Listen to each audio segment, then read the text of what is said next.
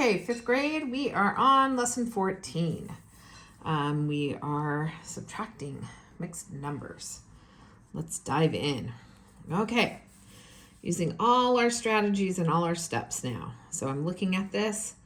I'm saying to myself, I need to find a common denominator, and I can do that, and I can think of twelfths, right? So I'm going to change 3 thirds and fourths into 12 to their fraction equivalent.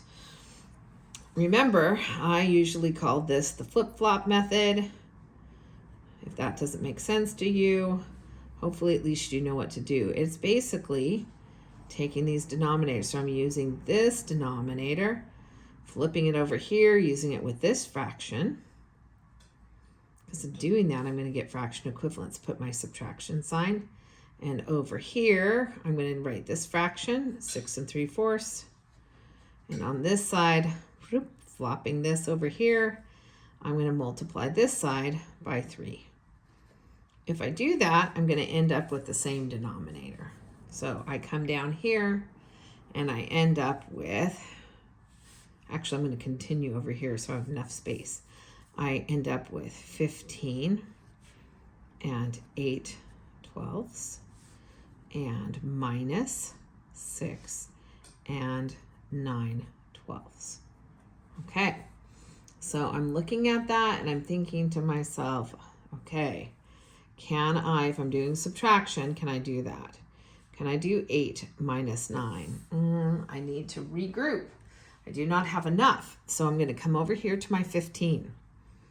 I'm going to use my number bond where I break it into a whole number and a fraction. What's the fraction I'm going to put as part of this number bond? I'm going to look at my denominator. It's going to tell me. It says that I'm using twelfths. So I know that 15 is the same as 14 and 12/12.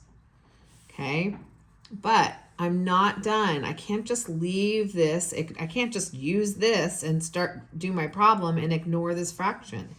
It is still part of the problem. So I need to come down here and make sure that I add it to these 12/12. Okay, and so I like to kind of rewrite it down below here. So now I have 14 and 20/12. So we're renaming it. It was 15 and 8/12. We've renamed it to this, 14 and 20/12. It has the same amount, same value, but it's just renamed. Now I can subtract from it 9/12. Okay, so I'm going to find my final answer, 20 minus 9. I could say 20 minus 10 and then just add one more, right? Which would be 11/12. And then now I'm going to do my whole number, 14 minus 6. And I can use addition to help me. Well, 6 plus 6 is 12. 2 more, that would be 8.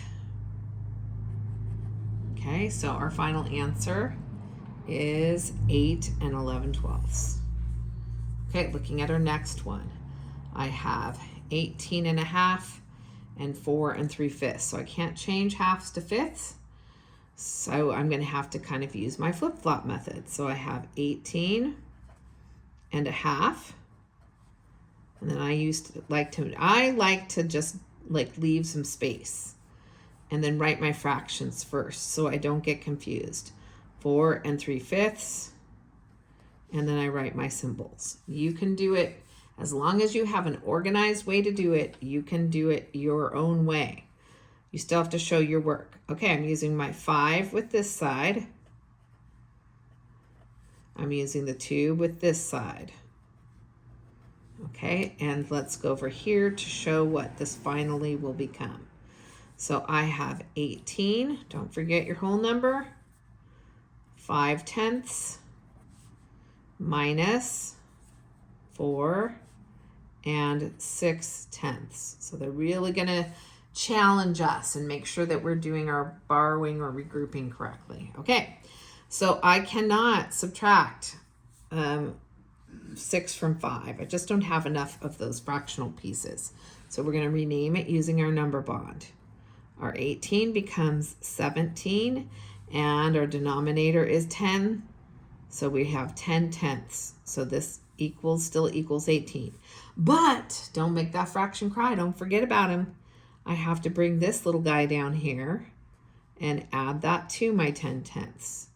Now all together I have 17 and 15 tenths minus 4 and 6 tenths. So I'm going to do my fractions first. 15 minus 6 is going to be, let's see, 15 minus 6 is going to be 9 tenths. Oops, I forgot to leave room for my whole number. 17 minus 4 is 13. So squeeze in that 13. Maybe I'll rewrite it. 13 and 9 tenths. Okay. Going down to our last problem. I have sevenths and thirds. So again, I'm not going to be able to change one to the other. So I have 9 and 3/7. Leave some space, put my multiplication sign. 5 and 2/3. Put my multiplication sign, leave a little space. Okay, doing my flip-flops. So on this fraction over here is going to be my sevens. And then over here, I'm using my thirds. Okay, let's go over here. 9 and 9, 21, right?